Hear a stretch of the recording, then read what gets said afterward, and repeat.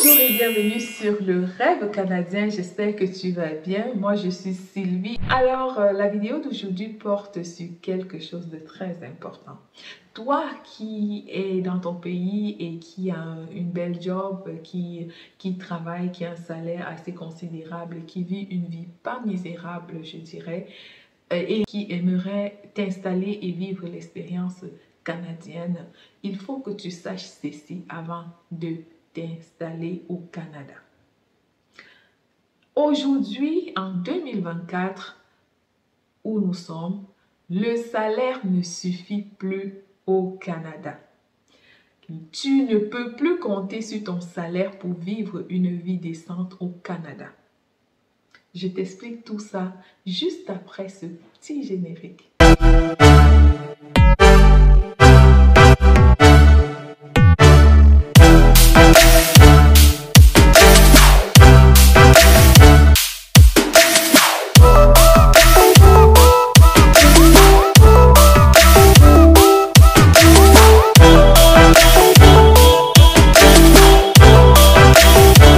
Comme je te le disais, en 2024, il est impossible de compter que sur son salaire pour vivre une vie décente au Canada.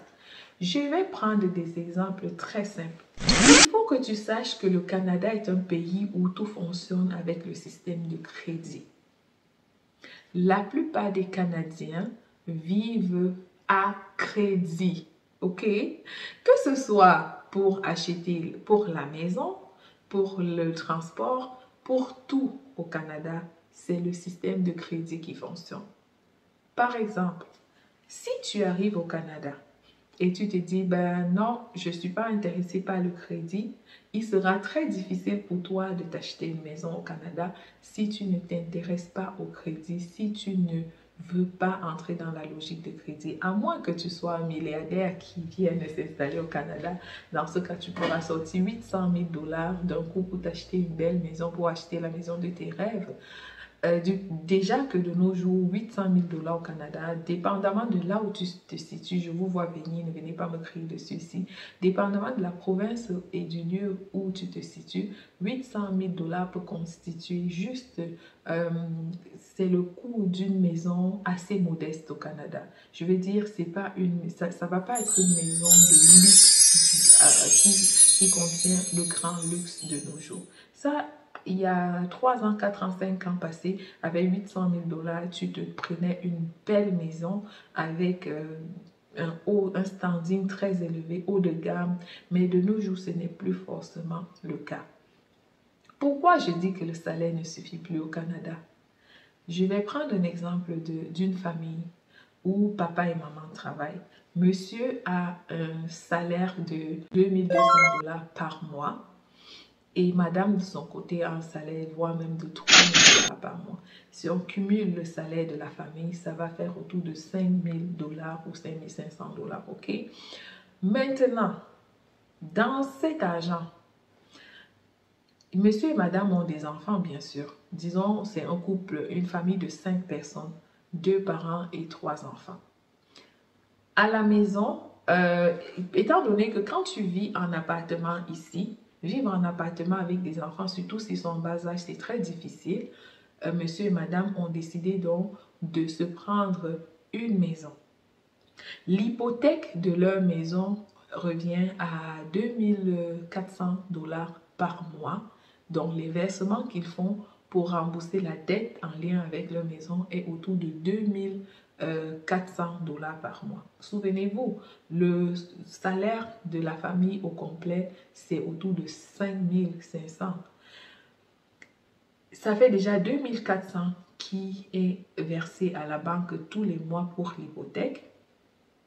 Ensuite, c'est pas tout. Les charges de la maison, on aura, disons, si le couple paye 200 $ d'électricité par mois, il faut payer la taxe municipale. Disons que sur une maison dont l'hypothèque est autour de 2 500, on peut se trouver en train de payer 500 $ de taxe municipale par mois. Il y a la taxe scolaire qu'il faut payer. Il y a, comme j'ai dit, l'assurance de la maison une assurance peut-être de 100 dollars, ça va faire déjà beaucoup d'argent. Tu as le 500 dollars de la taxe municipale, plus le 100 dollars de la taxe scolaire, plus le 100 dollars de l'assurance, ça va faire déjà 700 dollars, plus le 200 dollars de loyer, ça fait déjà 900 dollars, ajouté aux 2400 dollars de tantôt, on se retrouve déjà à près de 3300 dollars de dépensés de charges seulement pour la maison. Ça, c'est pour la maison. Maintenant, il y a les charges liées au transport. Monsieur doit se déplacer pour aller travailler, ça lui prend une voiture. Il a pris une voiture qu'il paye à crédit. Ça lui revient peut-être autour de 300 dollars qu'il paye par mois pour sa voiture. 300 dollars pour la voiture de monsieur, 300 dollars pour la voiture de madame. Ça fait déjà 600 dollars qui s'ajoutent aux 3300 dépensés. 3300 plus, ça fait déjà 3900. Dans les 5500, il reste moins de 2000 dollars pour survivre. Ils sont 5. Il faut se nourrir. L'alimentation à elle seule peut prendre pour une famille de 5 jusqu'à 1000 dollars par mois pour s'alimenter. On était déjà à moins de 2000 dollars. On ajoute 1000 dollars sur 3900, ça fait déjà 4900 de dépenses. OK? Je n'ai pas encore parlé de vêtements.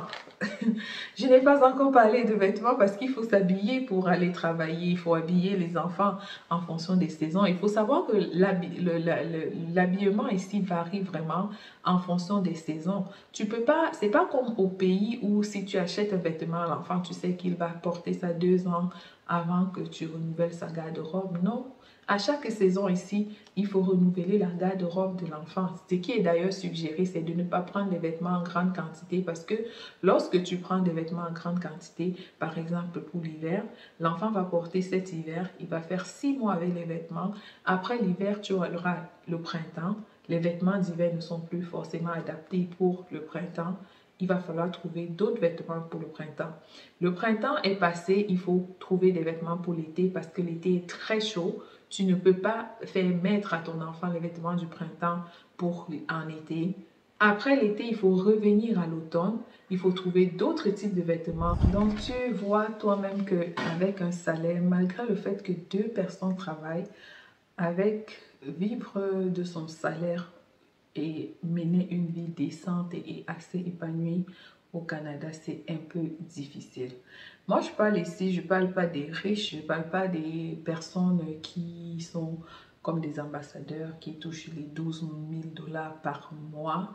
Moi, je parle vraiment de la personne lambda, la personne lambda. Je parle de la société moyenne, celle qui est vraiment au cœur du salariat, de l'emploi. Donc, il est vraiment difficile. Lorsqu'on fait les calculs de toutes les charges que j'ai nommées, on arrive très vite à se rendre compte que on travaille au Canada pour payer les factures. OK? Donc, tu vas très souvent entendre cette phrase, au Canada, on travaille pour payer les factures. Du coup, nous qui vivons en Occident, surtout au Canada ici, des fois quand quelqu'un va demander, tu vas demander de l'argent à quelqu'un, il va te dire, je n'ai pas d'argent, tu vas écouter du genre, mais tu es au Canada, j'ai appris que tu gagnes 2000, 3000 dollars par mois et je te pose un problème de 200 000 francs CFA, tu es incapable de me donner cet argent, vraiment tu es méchant, tu es chiche. Non, il n'est pas question d'être méchant. La vérité, c'est que la personne à qui tu demandes de l'argent n'a vraiment pas d'argent. Parce que, oui, c'est vrai que la personne touche 2000, 3000 dollars par mois, mais il y a beaucoup de charges. La plupart du temps, 80% ou voire même 90% de son salaire va pour couvrir les charges de sa vie de tous les jours. D'accord? J'ai parlé du transport, j'ai parlé des assurances sur la voiture, j'ai parlé du prêt à rembourser sur la voiture parce que très peu achètent une voiture cash. Beaucoup vont voir un concessionnaire, prennent une voiture et payent par mensualité. Il faut payer les mensualités sur la voiture, il faut payer l'assurance liée à la voiture, il faut carburer cette voiture pour pouvoir l'utiliser. Du coup, c'est que des dépenses, et parfois, on se trouve sur 3000 dollars de salaire avec 200, 300 dollars à mettre de côté. C'est tout ce qu'on a pour soi. Du coup, si tu viens au Canada, je fais cette vidéo non pas pour t'effrayer, mais pour juste pour te mettre la puce à l'oreille. Cette vidéo est pour toi qui viens d'arriver au Canada ou pour toi qui vise à t'installer, qui rêve de t'installer au Canada dans les prochains 2-3 ans. Lorsque tu vas arriver au Canada, choisis ta formation de façon très stratégique. Il est important de choisir les formations qui vont te permettre après de pouvoir être ton propre patron, de pouvoir lancer un business à côté, de pouvoir entreprendre. Par exemple, si tu choisis une formation en électricité, une formation en plomberie, une formation en stylisme, une formation en cuisine, ça va te permettre après de pouvoir lancer ta petite entreprise de côté pour arrondir les bouts. Tu vas remarquer que au Canada, il y a des familles, des personnes qui font 2 jobs, 3 jobs.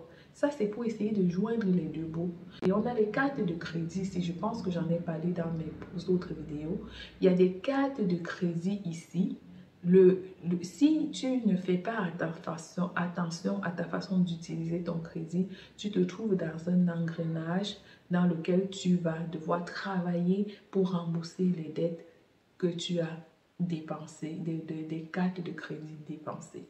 Donc, il est très important de le savoir avant de venir ici ou alors avant de choisir ta formation. Le choix de la formation est très important ici.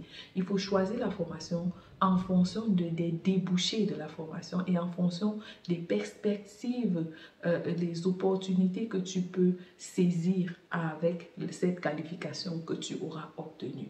Parce que vivre du salariat ici au Canada en 2024, seulement de son salaire, c'est très difficile. Je ne dis pas que c'est impossible, mais c'est vraiment difficile de mener une vie paisible, une vie assez aisée, où tu t'offres ce que tu veux avec seulement ton salaire, c'est impossible. Voilà pourquoi beaucoup de nos frères se trouvent à faire 3-4 jobs. 3-4 jobs, oui, pour pouvoir survivre, pour pouvoir répondre subvenir à leurs besoins et pouvoir garder cette apparence de bien-être qu'ils veulent faire paraître aux gens. Donc, c'est ça. Si ton frère te dit, gars, j'ai pas de l'argent, c'est parce qu'il n'en a vraiment pas. Ce n'est pas par méchanceté, c'est parce qu'il n'en a vraiment pas.